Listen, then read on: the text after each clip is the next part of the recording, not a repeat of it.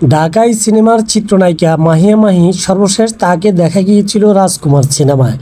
এরপর কেটে গেছে প্রায় 1 বছর, আলোচিত কোনো কাজ নেই। তবে আলোচনার কেন্দ্রবিন্দু থেকে কখনো বাইরে যাননি মাহি। ব্যক্তিগত জীবনে, সামাজিক যোগাযোগ মাধ্যমে সরব উপস্থিতি, সব মিলিয়ে তিনি ছিলেন শিরোনামে। তবে এবার একেবারে ভিন্ন, যে কারণে আলোচনায় এলো তার নাম। নীরবে নিভৃতে দেশ ছেড়েছেন এই ঢালিউড নায়িকা, গন্তব্য যুক্তরাষ্ট্রের নিউ ইয়র্কে। 19 জুন বৃহস্পতিবার নিজের ফেসবুকে বিমানের ভেতরকার কয়েকটি স্থিরচিত্র পোস্ট করেন। Check in chill New York স্থিরচিত্রে মাহিয়া মাহিকে বেশ ফুরফুরে মেজাজে পাওয়া গেছে।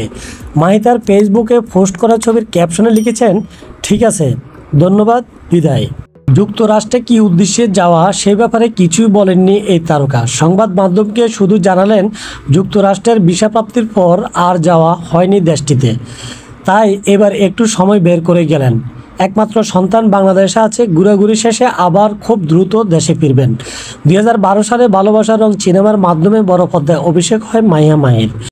এরপর একে একে উপহার দিয়েছেন অগ্নি, পোড়ামন, অন্যরকম ভালোবাসা, অবতার এর মতো দর্শকনন্দিত চলচ্চিত্র। নিজের প্রাঞ্জল অভিনয় আর সাবলীল অভিব্যক্তির জন্য খুব দ্রুত জায়গা করে নিয়েছেন ঢালিউডের প্রথম সারির নায়িকাদের তালিকায়। সম্প্রতি চলচ্চিত্রে অনিয়মিত হলেও আলোচনায় ছিলেন নানা কারণে। এবার যুক্তরাষ্ট্র সফর ঘিরে নতুন করে শুরু হয়েছে গুঞ্জন। মাহি কি তবে নতুন করে জীবন সাজাতে চলেছেন? ফের কি শুরু হবে নতুন অধ্যায়? তবে আপাতত এসব প্রশ্নের জবাবে সময় দেবে।